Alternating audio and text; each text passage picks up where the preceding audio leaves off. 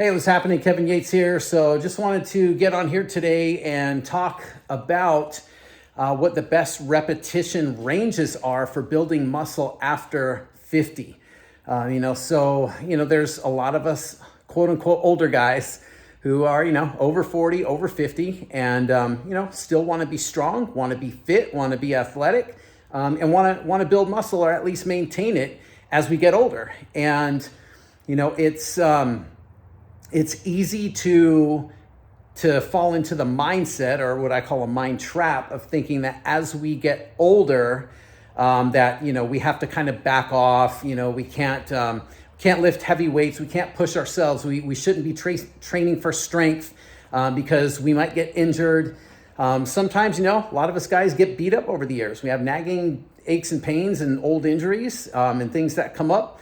And again, it kind of can limit our idea of what we think we can do and what we should be doing, right? And especially when it comes to building muscle and strength in our 50s and older. So, one of the things is, like, with repetition ranges, if you read like the fitness magazines or, bodybuilding articles and stuff like that, a lot of it will talk about the best kind of rep range for building muscle is like, your 8 to 10, 8 to 12 kind of rep ranges. And then there's a lot of guys out there, like I said, either beat up with pain and injuries, or they want to get cut and want to increase definition. So they'll lift light weights and do like lots of repetitions. So, light weights and sets of like 15, 30 or more repetitions in an exercise. So, and in all honesty, the truth of the matter is that there's no one size fits all when it comes to what repetition ranges are the best to build muscle, especially, when we're in our 40s, 50s, and older. There really is no one size fits all. And that's not like, a cop-out answer that I'm coming up with here. But it really is true, because pretty much any repetition range can build muscle. The challenge with it is that we have to kind of do it the right way, I guess. And you don't want to get married to any one particular rep range and kind of just stay there, right? So, for example, doing, lightweight, high rep exercises. Well, you can build muscle. You can build muscle with that type of rep range, but it's only going to get you so far. And it's like, if that's the only repetition range that you use and you do it all the time, it's going to lose its effectiveness. It's like your body adapts to what you're doing. And when our bodies adapt, it's like it takes more stress, more effort, more intensity, and sometimes more variation to keep the gains coming, to keep progressing. So we keep doing the same thing, and that goes with like loads and repetition ranges. It's like we get stuck, we get stagnant, and then we stop getting results.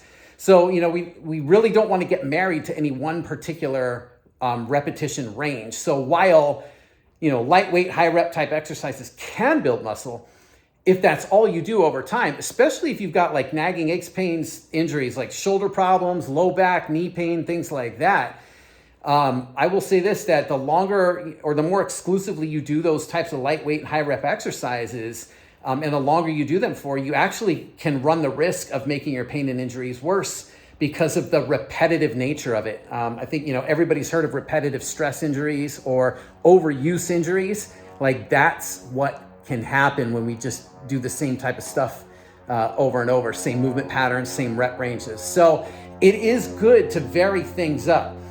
So I talked about the lightweight, so, 15 reps to 30, even upwards of like 50 and 100s. They've all been shown to be able to build muscle. Now, I know personally, I can't stand doing reps like that, 50 to 100 a set. I used to do them a lot more years ago. And sometimes I would do them just for like maybe a phase, maybe it was like a 3-month kind of phase I was in, I would do them, or if I just wanted a challenge, and so, things like that, you can put them in. But in terms of, if you're looking at like, well, what's the most effective or the best way, most effective rep range to do it, while you can do it with super high reps, 50s to 100s, I don't think it's necessary to do that. And, and the other part is like, it depends on what your personality is too.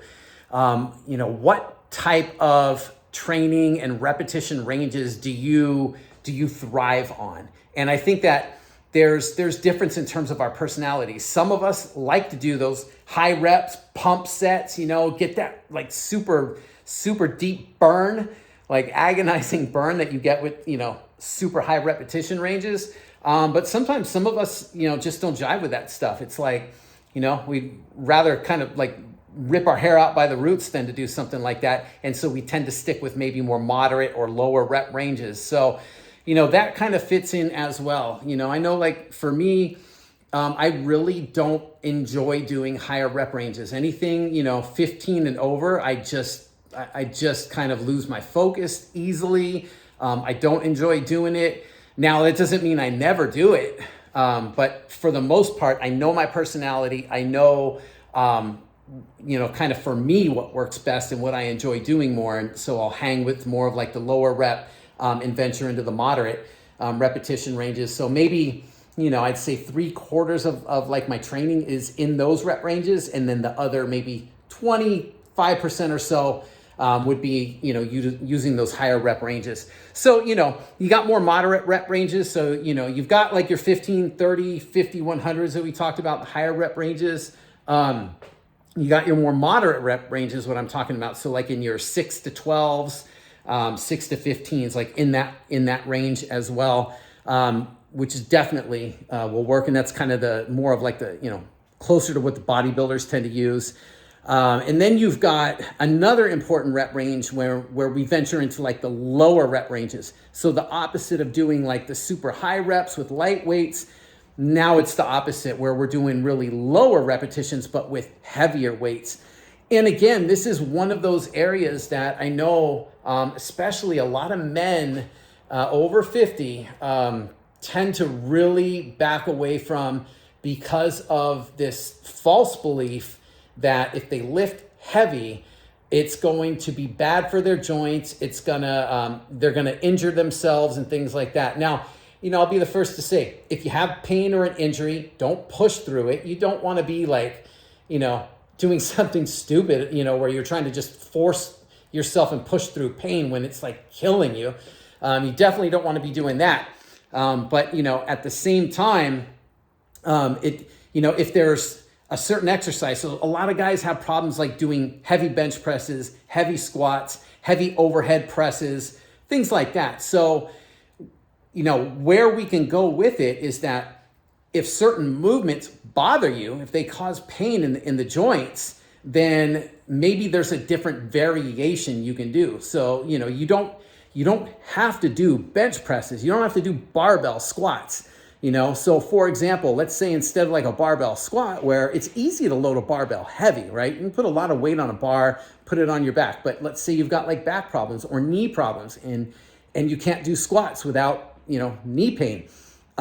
So what's another variation you can use?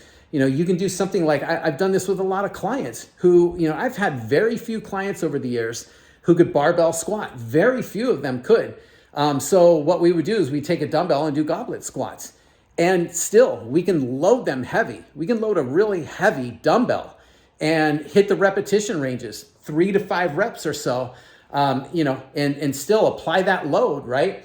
And get great results from it, but change the variation, right? Change the variation of the exercise to one that doesn't cause the pain and, joint pain and discomfort or will risk an injury. So that's just kind of one idea.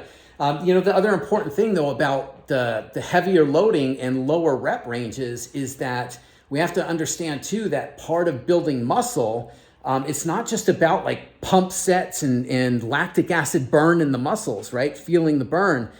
Another important aspect that influences muscle and helps to build muscle, especially when we're over 50, is the heavier loads and the lower rep ranges because they help to build muscular strength. And as we get older, in our 40s, in our 50s and beyond, it's like the things we lose the fastest are strength. We lose power, our ability to move fast or react. We aren't meant to just move like in a slow and controlled manner. It's like we can do that with exercises in the gym. We can slow things down and control every rep, but we don't move like that in our everyday lives. Think about just when you're walking around every day, going up and down stairs, or doing work out in the yard or around the house, or playing sports and things like that. We move.